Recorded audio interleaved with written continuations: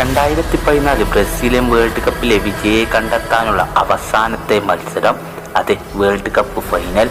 Maracana stadium തയ്യാറ് തന്നെയാണ്. ഏറ്റുമുട്ടുന്നതാണ് എങ്കിൽ ശക്തരായ അർജന്റീനയും ജർമ്മനിയും തന്നെയായിരുന്നു. ഇരു ടീമിലെ സ്കോഡിനെ കുറിച്ച് പറയുകയാണ് എങ്കിൽ മികച്ച സ്കോഡുമായിട്ടായിരുന്നു അന്ന് ഇരു ടീമുകളും മൈതാനത്തേക്ക് ഇറങ്ങിയിരുന്നത്.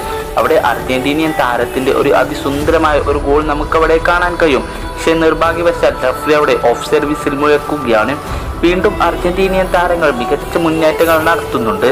എന്നാൽ ജർമ്മനിയെ ഒട്ടും കുറച്ച് കാണാൻ കഴിയുകയില്ല.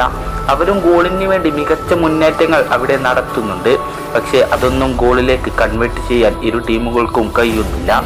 അവിടെയാണ് മരിയോ ഗോഡ്സെ എന്ന താരം സബ്സ്റ്റിറ്റ്യൂട്ടായി അവിടെ ഇറങ്ങുന്നത്.